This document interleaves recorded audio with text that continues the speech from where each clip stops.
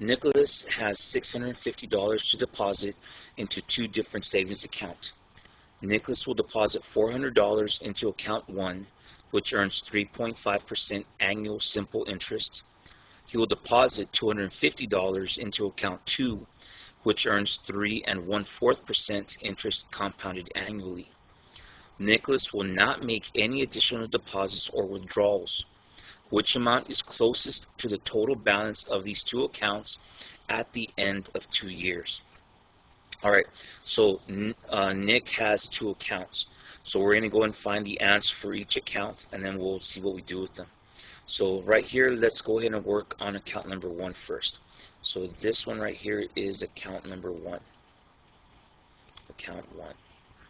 Okay, so now on account 1, what we're going to do, on account 1, they're saying account 1 earns annual simple interest. Now that keyword is going to tell me which formula I'm going to be using. So we're going to go to our formula card. The interest formulas are all the way at the bottom. So we want simple interest for this formula. So we're going to be using I is equal to PRT. So we go back to our problem, not that one. Okay, we go back to our problem, and we are going to be using the formula I is equal to PRT. So when I start using this, the P stands for the principal. That's going to be the amount of money you're putting into this account. So for account number 1, that's going to be $400. So my principal is 400 times. The R is my interest rate for that account. Account number 1, the interest rate is 3.5%. So we're going to put down 3.5. Now here's the important part. Make sure you include that percent sign so that we can get the correct answer. Times. Then they tell us to use the T. The T is a time in years, and here they said Nick will have the money in that account for 2 years, so my T is going to be 2. So this is what we're going to type into our calculator. 400 times 3.5% times 2. So we go into our calculator, we go ahead and type that in. So we go to the regular calculator.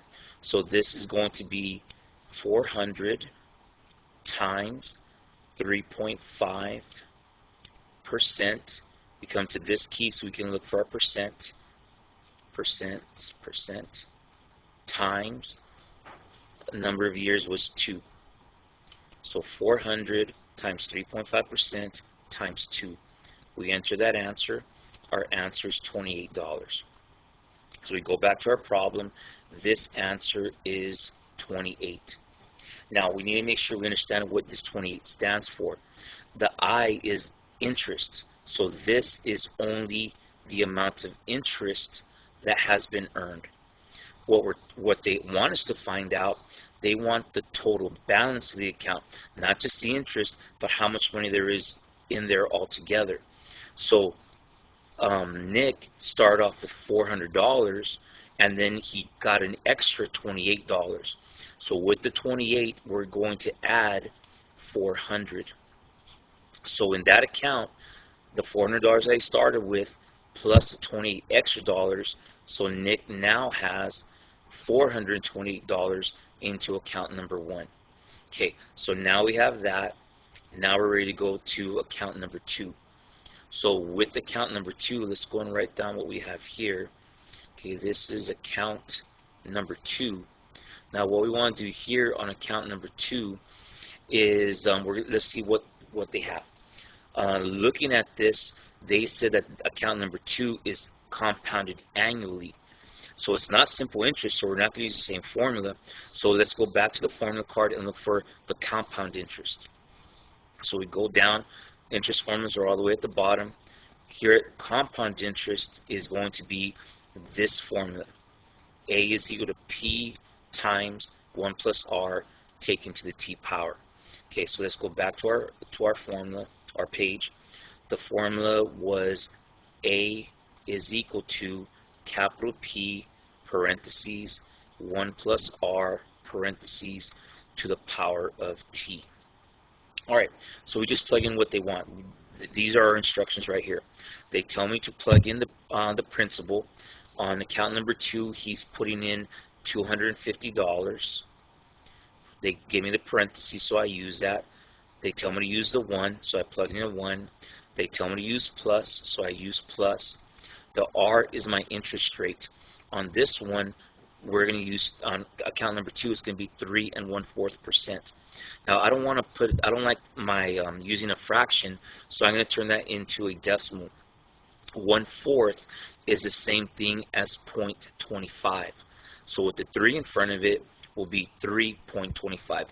3.25 is the same thing as 3 1/4. So that's going to be 3.25. And don't forget the percent sign. Percent. Parentheses. Then they told me to have the time in years, but write that as a power. So we're going to have 2 years. So this is what I want to type into my calculator. So we go to our calculator and we type that in. So it's going to be 250 times parentheses 1 plus 3.25%. Look, make sure you put the percent sign. Percent. We go outside the parentheses and we want the power of 2. So power of 2. So let's just double check it. 250 times 1 plus 3.25% taken to the power of 2. That's what we want. My answer is 266.514. Now here, since we're talking about dollars and cents, I want to go ahead and cut my this number off here. So I'm just going to have 266.51. So here, let me show you that on over here. So my answer was 266.51. Now I had that 4 in the back. That 4 is not big enough to turn the 1 into a 2. So we're just going to keep it as 51 cents. So now what we can go and do is see what this number represents. Now the 266, that is the total amount in the account. This is the 250 that we started off with plus any interest that was earned. So this is the total amount. So that's what I want. Let's just write this down. This is the total amount in the account. Okay, so now that we have that, let's see exactly what they want. They want us to find which amount is closest to the total balance of these two accounts. So when I see the word total, that tells me I'm going to add them up. So I'm going to add 428 plus 266.51. So $428 plus $266.51. So here I can go ahead and add them up. We have a calculator, so we might as well use it. Go to the calculator. Let's go to the calculator. So we're going to type that in. So it's $428 plus 266, not too many, 266.51. Okay, let's double check that. $428 plus $266.51. My answer, 694.51. Okay, so let's go back to our problem. My final answer, $694.51. That is the final answer. Looking at the choices, the correct answer is letter D.